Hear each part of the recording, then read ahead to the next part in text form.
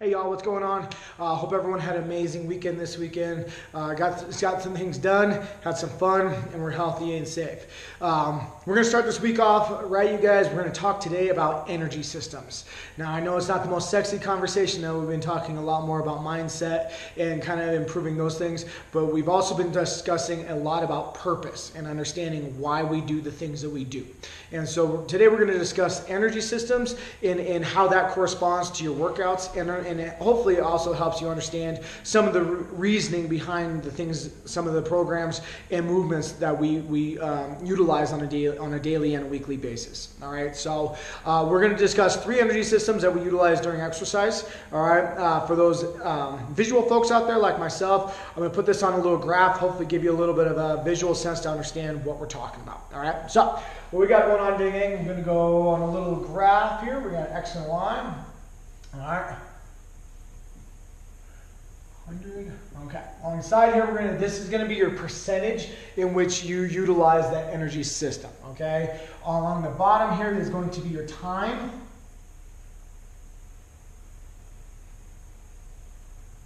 Minutes and hours.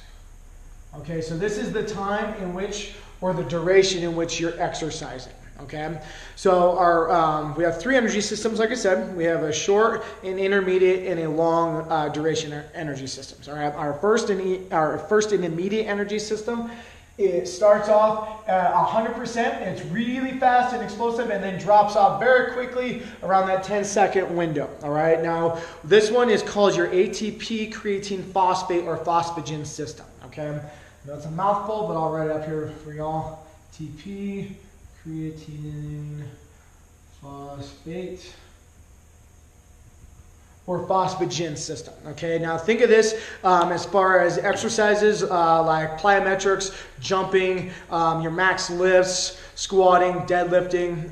For Usain Bolt, it's running the 100-meter dash, utilizing from basically 0 to about that 10-second window. So it's a very quick and powerful energy system, but it just doesn't last very long. All right. The next one there is going to be your glycolytic system. All right. Now this one doesn't start off very fast. It starts up at 0, but kicks up a little bit, kind of semi-quick. Around the minute mark, it kind of peaks up there, and then it kind of goes on, and then about the 3 to 4 or 5 minute window, you guys, it starts to drop off fairly quickly. Okay, now this one, you're utilizing more your carbohydrate stores in your muscle and your liver. Now, on this, you guys, think of this as far as exercise and movements goes. This one's primarily being used during like a 400-meter dash. Fran, Diane, Annie, I believe it is Annie, those type of workouts as far as in a CrossFit realm, but it's between that basically 0 to 3 4 minute window is primarily where you're going to be utilizing this energy system. All right, so add on here, glycolytic. All right, and then your last and long duration one, you guys, is your oxidative system. Okay, so once again, this is going to kick up even slower as we're going through exercise. So it's going to go from 0, as we get into about that 3 to 5 minute window, you guys, it starts to really kick in, and then it goes on for hours. Okay, now think of this one is when your primary use for this is going to be during your 5K runs, marathons, Murph, Ironmans. It goes on for hours. As long as you can exercise, you guys, you're going to be utilizing that oxidative system for longer durations. All right, so oxidative.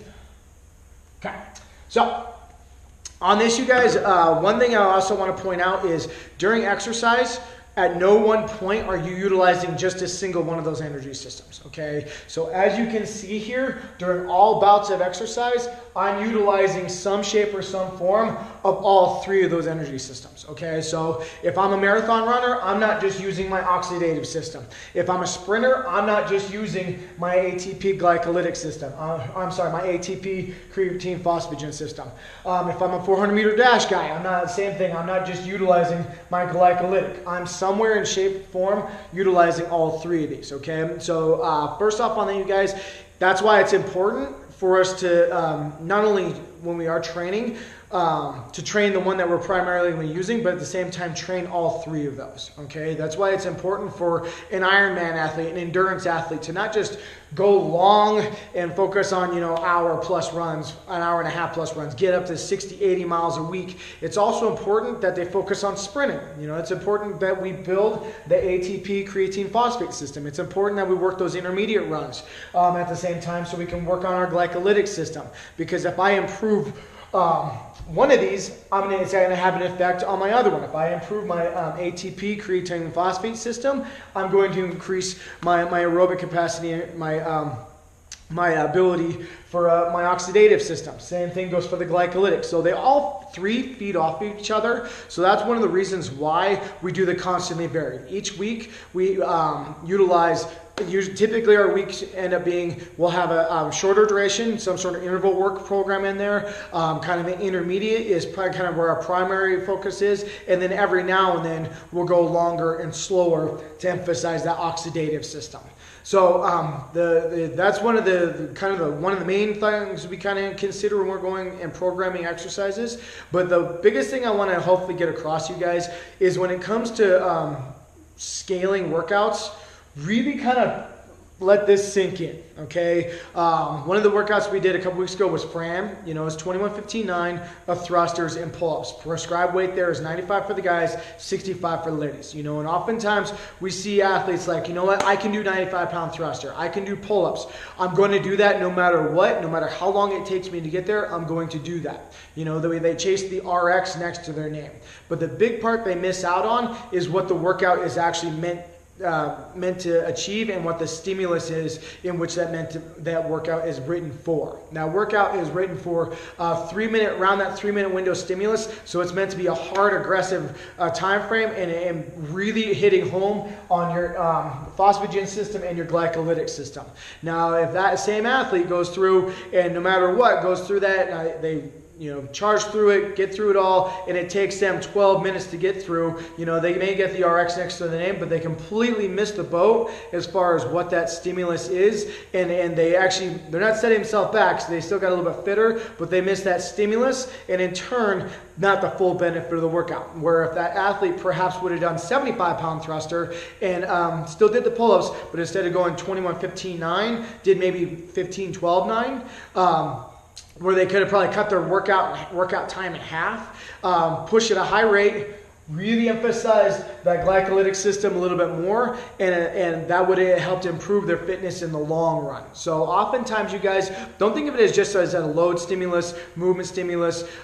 Think of it, or a rep stimulus. Think of it more in terms of what am I trying to get out of this workout? What is my purpose for me working out today? Why am I training for the day? What energy system am I training for the day? And let that kind of go into your internal dialogue as far as, okay, I need to either scale this back here, I need to adjust this here. What needs to happen in order for me to preserve the stimulus in which this workout was written or intended to do? Okay, so while we're going through the briefing every single day, you guys, kind of let that sink in. Think about when we do put time caps on things. Think about why we're doing that. Think about when we do say, okay, this is meant to be within that 5 to 8 minute window. Why is that? Is because we're trying to hit specifically on these energy systems in the right realm. Okay, so let that be your, hopefully a good lesson for today. If you have questions, by all means, feel free to let us know. Let's keep this week going, you guys, or let's start this week off right. Let's have some fun. Let's get fitter. Let's get better. Bye, y'all.